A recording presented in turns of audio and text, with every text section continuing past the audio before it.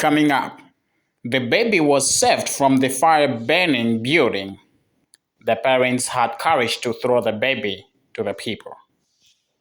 Some of the good communities in Mahikeng, South Africa, have vowed not to participate in the riots that is taking place in South Africa. Some of the ShopRite malls and other shops were closed, but none of these buildings in this city has been destroyed.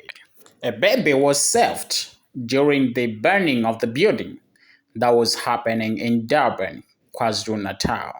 The encouraged mother had to throw the baby to the people so that they can save the life. BBC had to take a photo of the baby being thrown in the air. One person has reported death, whilst others have been injured during the fire burning. Some of the good communities in Hafeking district, South Africa, have vowed not to participate in the going riots. Some of the people were trying to loot the shops and the malls that were closed during this time, and some good citizens had to come in, and the police have controlled the situation. These are the people that everyone wants, and some of the employees in the ShopRite mall have come out and they are going to their residential areas. One of the colleagues had to say this in a video camera recording. But as Mahican people, we are not going to allow that stupidity. We are going to stand up and stand against those who are trying to corrupt our place. We are going to fight. We are going to fight against the looters. We are ready. We are ready. As the mayor, I am ready. We are prepared to fight against against all the wrongdoers. We are going to fight. We are not going to allow that Bakhetsu in Mahikeng. Meanwhile, some of the malls have been burned and a lot of properties have been damaged. Some of the looters have gone away with a lot of properties worth of millions of rands. Jacob Zuma's son has rebuked those who are doing looting that they must stop. This is what he had to say. Greetings. Death and destruction are not a solution. Vandalism, threats are not a solution. We need to find ways to deal with the situation, and this situation is a situation that's quickly spiraling out of control. Now, to start with, I do not form part of any social media platforms. I am not on Twitter, I'm not on Instagram, I'm not on Facebook, and all those other platforms that exist.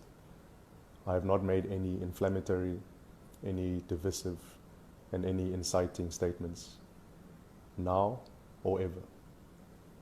I'm about peace, I'm about solutions, I'm about unity. And the only way that we're going to get through this problem we have at hand is by unifying.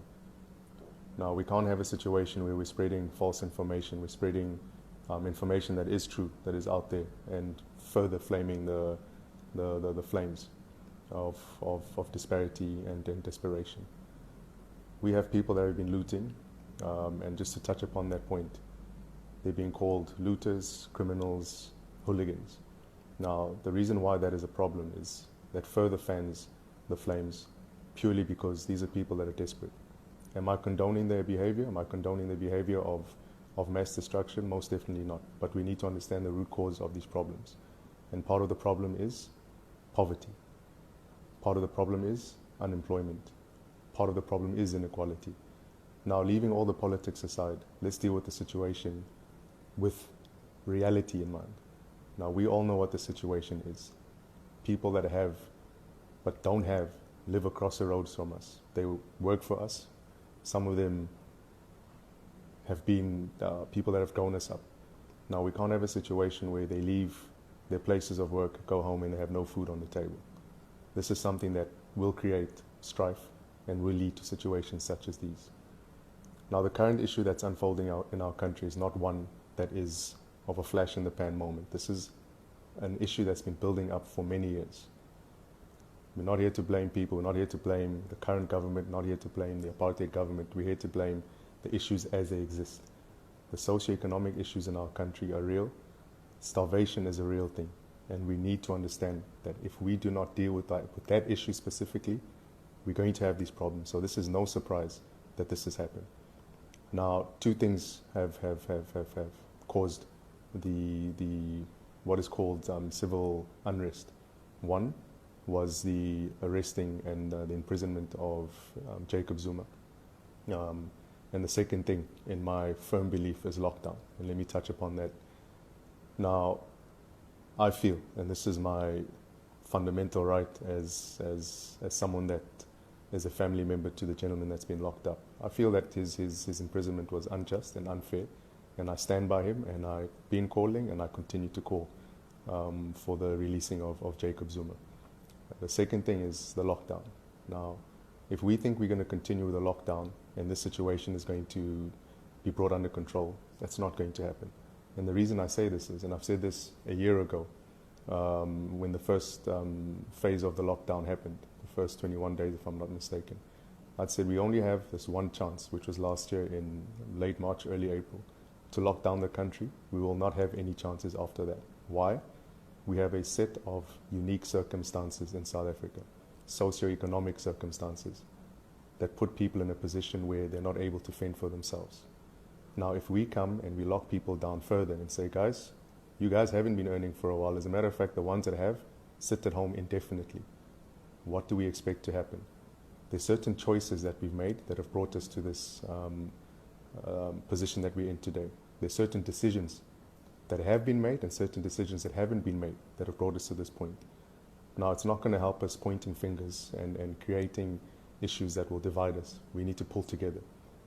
The issues of inequality, the issues of poverty, the issues of unemployment are obviously a real issue. This is what's playing out in the public domain. And the bigger issues that will follow as they latch on to these root issues. And we're seeing it happening, the issues of tribalism that have existed in our country, where there's been black on black hate. There's issues of racism that have popped up, and we see it always transpiring whenever there's some sort of unrest in the country. It'll always boil down to black hate, white hate, Indian hate, and colored hate, and whoever else is in the system. And the one issue that if we do not keep an eye on is where we'll be heading to if we do not sort the situation out immediately, is the issue of xenophobia. The issue of xenophobia is one that's going to drive us further into a point where it'll be difficult to reverse the gains that we've attained to this point. So what I'm saying and what people should be saying is, how do we deal with these issues as a society?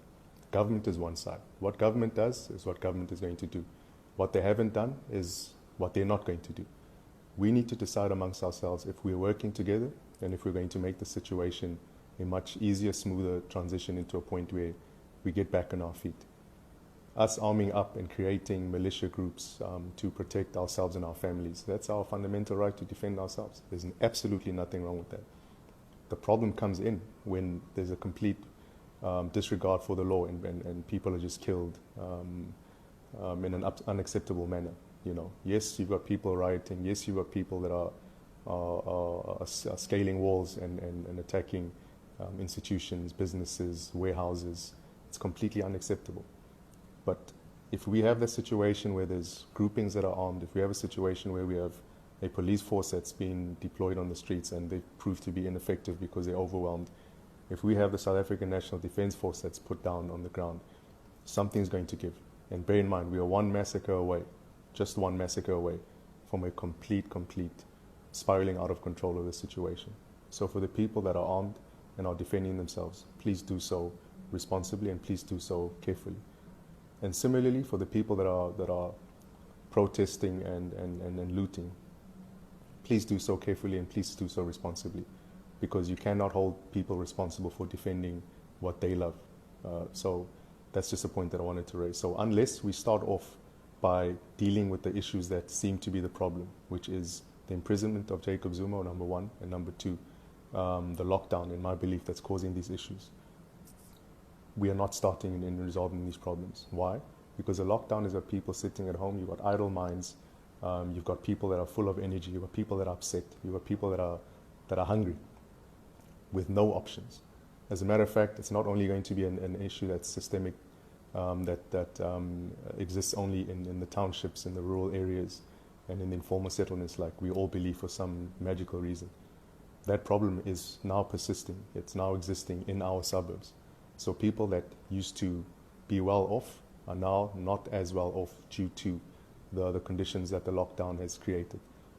Not being able to earn, now we're all going to find ourselves in a situation where down the line we will be part of the unruly mob that's out there trying to feed our families. Let us not get to that point. So with that being said, I think we all need to take responsibility, all of us, for where we're at right now. And we all need to be a part of the solution. Talking, finger pointing is not going to help. We need to start making decisions, and we need to start making them now. If we think we are not going to feed the poor people that are busy ransacking the economy, then we're not getting off to a start. So we need to find ways. If we have a military that's deployed, let's not make the military antagonistic to the population and vice versa. Let's create a situation where the military is part of the solution. People need to be fed. Let's get the mills up and running. Let's get the businesses up and running. Let's get people out on the streets to live, to earn, to work. Let's get the manufacturing plants of operation. Let's get the food making facilities up and running, whether it's bakeries, sugar mills, maize meal manufacturers, non-perishable goods, tin stuff and that sort of stuff. We need to get food to the people, because if we are not dealing with that issue of feeding people first, we can't expect them to sit at home when we tell them, guys, go sit at home when they've got nothing at home. But once again, it's inexcusable that they are destroying property. It's inexcusable that there's loss of life. That's not what we stand for. So people, it's time for us to make some serious decisions. It's the finger pointing and then the blame game will never help. Taking up arms and creating mini revolutions in whichever direction, that's not going to help. We have a country to protect. We have a country to build. It's all our responsibility, from the communities that we live in and the neighborhoods that we're part of. How do we get to a level of calm where we are all benefiting from how this country moves forward? Because if we keep ignoring the issue of poverty in this country, what is happening now will continue to happen. It may die down for some or other reason, but it will pop back up again because it's an issue that is uncontrollable. You cannot tell a hungry man or woman not to fend for their families. That goes for all of us. So let's be careful what we do. Let's be careful how we proceed. Let's make the right decisions. Let's make the right calls. Let's stop blaming each other. We're all in this together. We are all losing. It's not just one grouping of people losing. Let's band together and let's make this thing work. I feel like this is an opportunity for us all to be part of what South Africa should be, and not what people are telling us it should be, and not what people are driving it to. So this has got nothing to do with politics. It's got nothing to do with politicking. This is a reality on the ground. If these things don't happen, we should not be surprised with the outcome. That's as simple as it is.